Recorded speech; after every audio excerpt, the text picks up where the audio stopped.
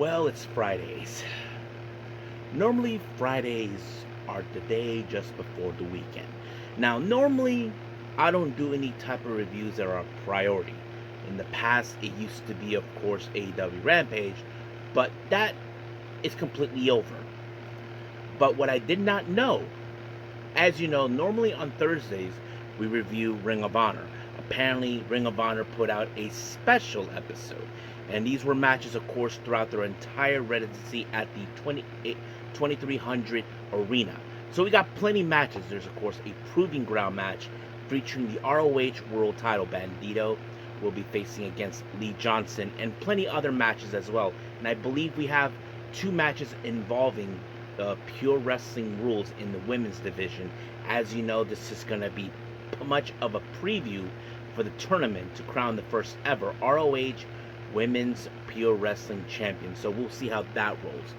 But first things first, we're going to be reviewing and catching up with ChocoPro. Now, ChocoPro recently had much of their recent events from the end of last month all the way to early August. Now, there is another show that is happening as we speak, but however, I don't know when I will see it because this is one of their bigger shows, not their Ichigaya Square shows that they release a day after, but we'll see how that goes around. So we'll wait for that. So we're going to focus right now in ChocoPro numbers 469, 470, and 471. Now, some matches are previews for upcoming matches in the big show taking place. So stay tuned for that.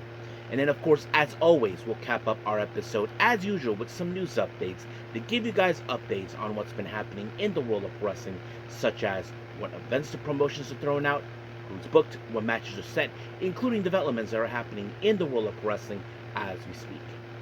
So, let's get ready for another episode of Deleted Retro Zone.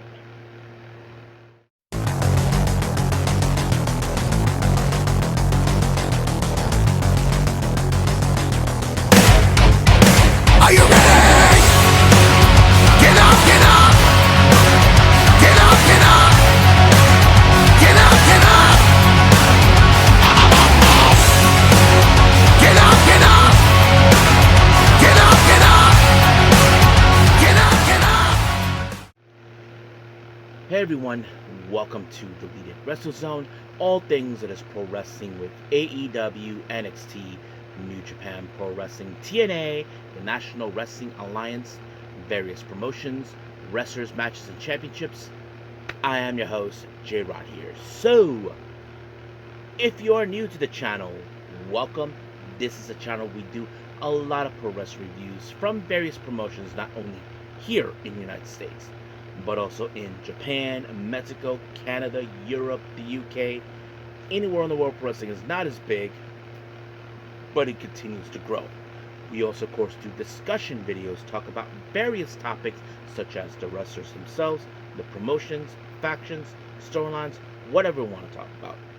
We also, of course, do more news updates. If certain information was unable to be on this episode, we can either put it on the next one or on a separate video by itself. We also, of course, do real-time news updates to keep you guys on alert if something has happened in the world of wrestling that needs to be addressed ASAP. We also, of course, got the Unagi Sayaka watch and various other cool wrestling content as well. So if you like what you see, please subscribe to us or click on that subscribe button. You'll be getting a lot of daily reviews and other cool wrestling content as well. But if you like this episode, please give us a like on the like button or nice comments in the description down below. Now, enough of the jibber jabbers. Let's get to it. So, as I said, we're going to be catching up with ChocoPro. So let's begin with number 469.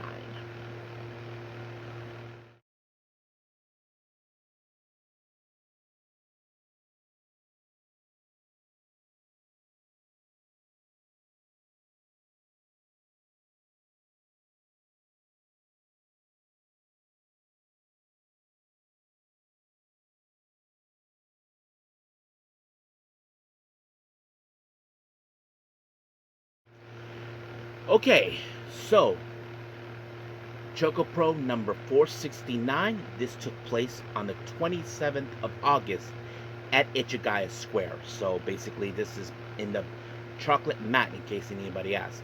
Now, Balina Aki decided to do the opening of the show, of course, greeting the fans and giving the info on what's the entire matches taking place. So let's begin with that as well. Now, our first match, we have a 6-person tag match. We have Kaho Hiromi, Hiro Iwata, and Sayaka Obihiro, aka Obi. They take on Chiko Shikawa and the Best Bros, Balin Aki, and of course our Super Asian champion Mei Shruga. Now keep in mind, Mei Shruga will be defending that belt very soon on the 6th of September, which is going to happen soon. But anyway, nothing too special, but the one thing you probably will know, Kaho and Mei Shruga will always butt heads because there's similarities in some ways. Mei often, treats her like, oh, she's short, she can't keep up. But, Kaho has many surprises of her own. And, of course, Hiro Iwata is trying to, of course, establish herself. I mean, she's getting exactly a bit of what she needs to do. But in the end, it was Mei Shruga that walked away with the win when she pinned her. And just like that, 1, 2, 3, it was over. Anyway, our next match, we have tag team action. We have Soy and Miyatsubu once again teaming up. They take on Tokiko Kirihara and Rina Yamashita. Now, for those who don't know, Rina Yamashita is the next challenger for the Super Asian Championship coming up. So that nothing too special about this match. But of course, we have seen Soy and Mia have become a very good team. Not yet with their big match that they need to be recognized, but we know they can get there. But they're dealing with a team that they are makeshift, but they do have better experience than both of them combined. As you know, Tokiko is a 4th generation Emi Sakura trainee, and Rina Yamashita, well, we all know her background, freelancer, involved in death matches and that sort of thing, but no death matches was involved. But, of course, we see similarities. We know that Tokiko can throw in some striking capabilities and, of course, a bit of the submission tactics here. But Rina, in fact, is a more of the violent type of person, if you know what I mean. But she was able to pick up the win when she takes out Mia with the lariat, and just like that, 1, 2, 3, over. Now our next match is our only championship match, and the Asian Dream Tag Team belts are on the line. Former tag champions Shin Dragon, consistent of Shin Suzuki and Shonchiru, challenge Bellflowers, Sayaka, and Makoto. Now, for some of you may not know this, Shin Dragon never lost these belts at all. For those who may not remember, Shin Suzuki was injured during a match. I don't remember with who, but those belts had to be relinquished because Shin was out for a while. And now that him and Shon are back, they're determined to reclaim the belt. But of course, we don't know how the extent will be because they're facing a team that are different from each other. Sayaka, we have seen her, how much she has grown. Makoto, well, she's a veteran in the game. You know how that plays out. But in the end, it was Makoto that was able to succeed by pinning Shon. And just like that, 1, 2, 3, Bellflowers retain the championships. Now for our Jonkin tournament, well, this one I wasn't too sure where it's going to be. But Hiromi Iwata was able to walk away with the chocolate.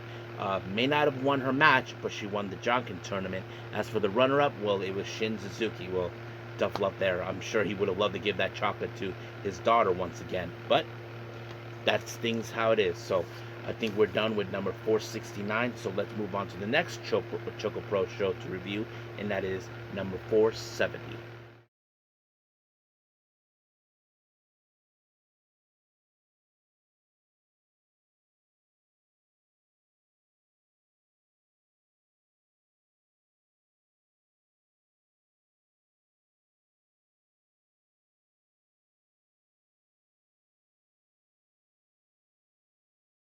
Okay, we continue with more with ChocoPro, and this time we're doing number 470, and this took place on August 31st in Ichigaya Square. Now, as always, Balinaki did the usual opening, greeting the fans and giving the info of the events, matches that they have. So let's start with the first one.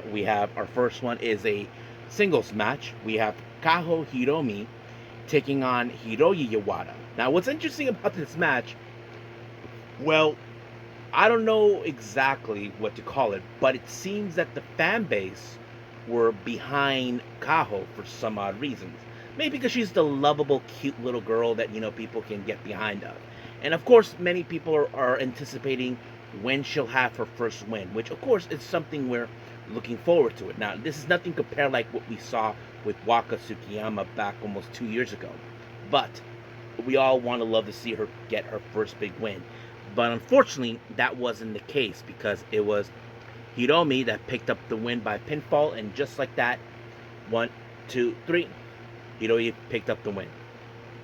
Now, our next match, we have Chiko Shikawa and Sayaka Obihiro taking on Tokiko Kirihara and our current one half of the Asian Dream Tag Team Champion, Sayaka. So, as you all know, I mentioned there's 2 Sayakas in the promotion, so we're going to call Sayaka Obihiro Obi as we get to, as always we do. So, whenever I mention Obi, I'm talking about Sayaka Obihiro in case anybody asks.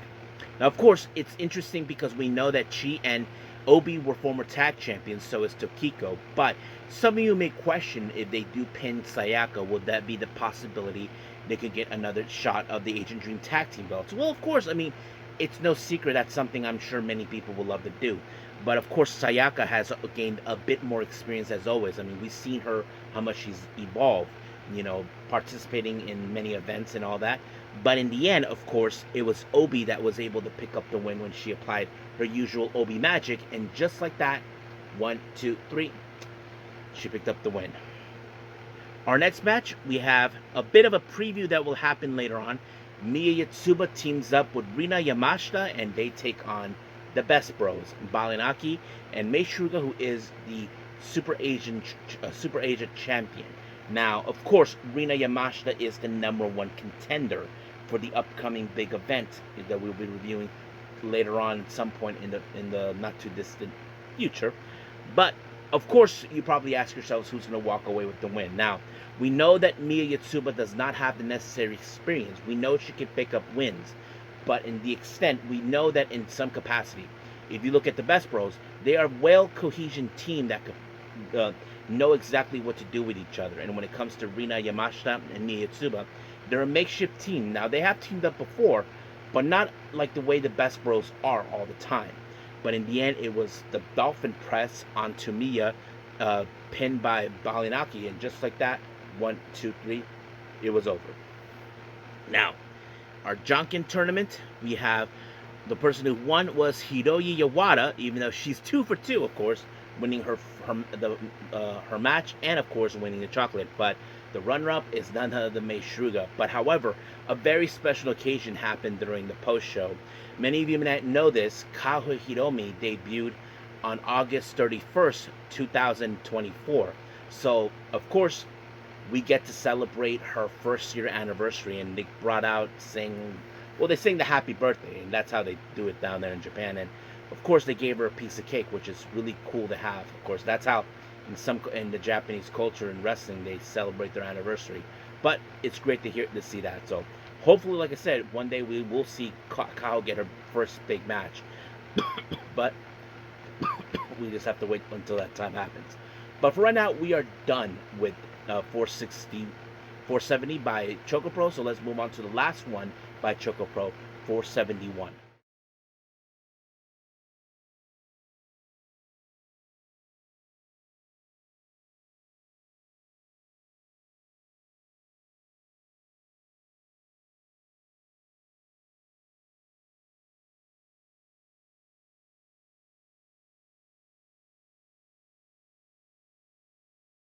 Okay, final ChocoPro event number 471. This happened on September 2nd in Ichigaya Square.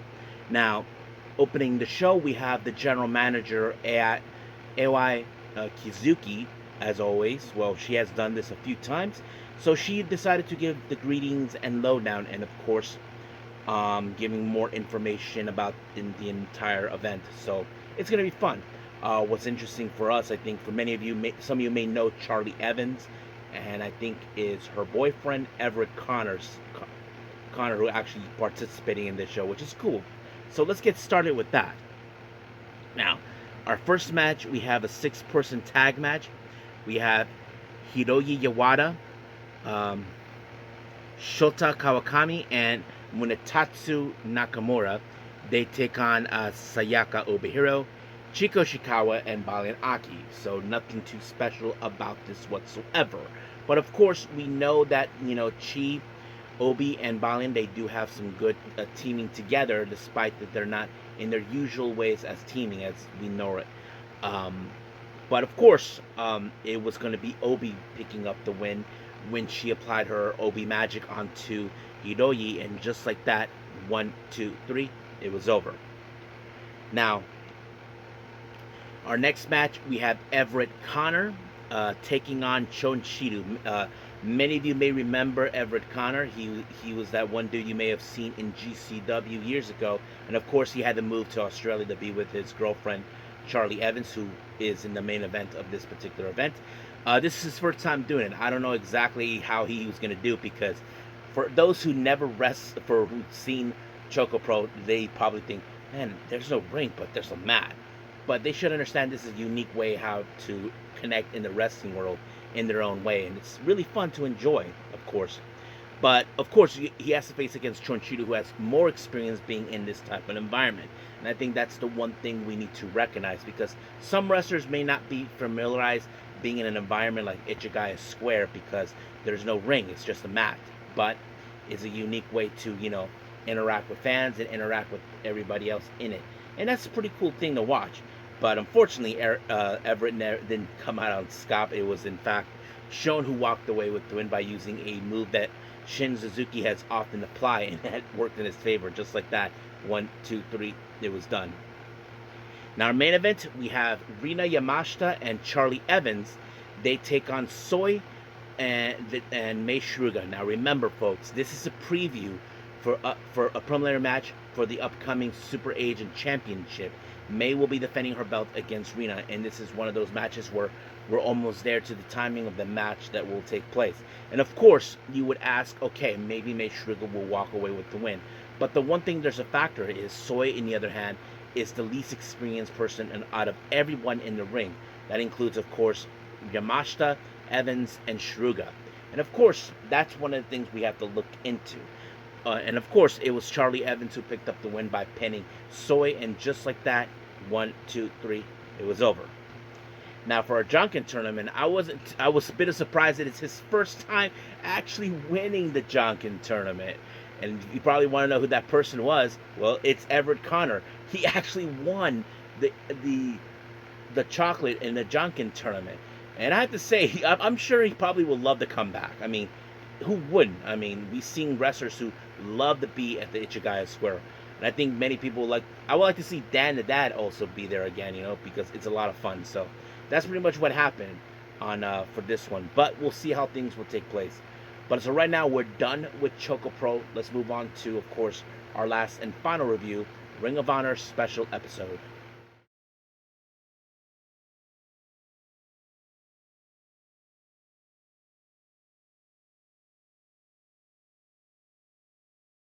Okay, now, as I said earlier, normally Ring of Honor, we review it on Thursdays, but since this is a Friday, it's kind of weird, but who am I to say no to that? So anyway, we opened up with the Frat House, Preston Vance, Cole Carter, and Griff Garrison taking on the combine of AR Fox and the Kingdom, Matt Taven and Mike Bennett. Now, of course, when it comes to the Frat House, there's some dirty tricks coming from them. Jack Jamison and the Pledges. Now, you would have assumed they would have had the upper hand, but nope. When you got veterans like AR Fox and the Kingdom, they know exactly what they need to do. They need to get rid of those guys before the carnage goes on further. And luckily, that's what they did. So they did, of course, the Supernova onto Cole Carter, and then AR Fox made the final blow with the 450, and just like that, 1, 2, 3, done. Now, our next match, we have the premier athletes, Tony Nese and Aria Devar, taking on Spanish Announce Project. However, of course, Smart Mark Sterling just felt like, he had enough, like something is blown out of his butt, being taken out because he keeps getting in her way. Now, of course, that's exactly what he does because he thinks he did nothing wrong. But he did state that there was a contingency plan that he is putting in play. We didn't know what it was until near the end when he was distracting the referee. Serpentico, on the other hand, had no idea that he was being attacked by a woman who's over 6 feet tall, then chokeslammed him, and Ari Daivari picked up the win, 1, 2, 3. And of course, Smart Mark Sterling feels this is how things are going to go down. So basically, he had in play. But sooner or later, somehow, that plan is going to backfire sooner or later. We just don't know when or where. But no one knows to know who she is. Sterling refuses to give more information because he feels, I'm the attorney, so shut up. That sort of thing. Now, our next match is a pure wrestling match. We have Rachel Ellering versus Deonna Purrazzo. Now, remember, this is not part of that tournament to crown the first ever ROH Women's Pure Wrestling Champion. So, basically, many people, as I said, they have their money on Deonna Purrazzo due to the fact that she has much better experience than her. And that's exactly what she did when she applied the Venus Milo on her, and she just tapped out. However, her opponent in the tournament, Trish Adora, shows up because she was facing against Ashley Voss, who's now been getting more into the pure wrestling scene as always. And I thought it was a pretty interesting thing. So Trish Adora is trying to prove that she's going to win that belt, but she has Lee Moriarty in her corner. As you know, as a technical wrestler, he will guide her to ensure she gets the title. That would definitely try to go directly to Shane Taylor's promotion, which obviously is what he wants, of course. And Trish Adora submitted Ashley with a submission, and just like that, it was over. Now, Johnny TV, it takes on Alex Zane. Of course, Alex Zane is a fantastic wrestler, but of course, the constant interfering by Taya Valkyrie and, of course, the MXM collection get involved. And once again, that disgusting perfume got into another play when Taya distracted the referee, and then Mansoor used that disgusting stuff onto Alex Zane, and just like that, 1, 2, 3 is over. Sooner or later, someone has to take that thing out because it's a problem. Now, our next match, we have Jordan Oliver taking on Beast Mortos. Now, of course, Beast Morto, as a member of LFI, he's tried to pound him out and take him out completely, which he did when he applied a power driver, and just like that, 1, 2, 3 is over. Now, we did have a bit of a video promo from the Outrunners. Now, of course, things did not go according to plan recently at Death Before Dishonor, but they refuses to stay down. But sooner or later, they will rise up to the occasion as always. Now, our next match, we have LSG and Beef taking on Lance Archer and Hichiseto, of course, members of the Don Callis family. But in the end, of course, it was a powerbomb move by Hichiseto onto LSG, and just like that, 1, 2, 3, it was over. Our next match is a Pure Rules match. We have Matt Mako versus Josh Woods, who we haven't seen for quite some time. It's great, but it's ironic that he showed up because, as you know, the Action Wrestling event takes place in Philadelphia, which ironically, where they're at now is the 2300 Arena, is in Philadelphia. So it's great to see him, and of course, it was Josh Woods who actually picked up the win. We applied a suplex right onto the corner, and just like that, 1, 2, 3, it was over. Our next match, we have Aaron Solo versus Hologram. Of course, Aaron Solo will try to do whatever it takes to win by cheating his way through, but things didn't go well until Hologram applied a portal bomb. So it was over right from there. Now, our main event is a proving ground match for the ROH World Championship. Lee Johnson, a member of Swirl, along with that snake Blake Christian, he takes on against Bandito. Of course, now, those who know the rules, if Lee Johnson is able to make a pinfall or survive 10 minutes, he gets a shot of the ROH World title. And of course, Blake Christian was definitely going to try to get involved because that's exactly what he's trying to do. But Bandito was able to pick up the win when he applied a knee strike. And just like that, 1, 2, 3, it was over. However, during the post-match, Blake Christian sneak attacked Bandito by applying the lethal injection, a move that Jay Lethal uses, which is petty out of his part. Now, Blake Christian, as you know, recently he is making a play for the ROH World Title, and I'm sure Bandito is not going to let this one slide. One way or the other, Blake Christian will love nothing more to get his hands on this belt, but we'll see when that happens. So the only time is when it's going to happen. So stay tuned for that. So as of right now, we are officially done with ROH. So let's move on to our last and final thing, news updates.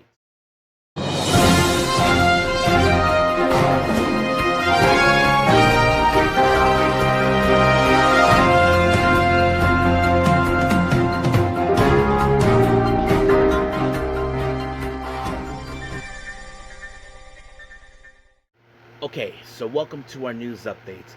So we're going to keep this a bit shorter for all of you because not a lot of information I've been able to get, but this is so far one of them.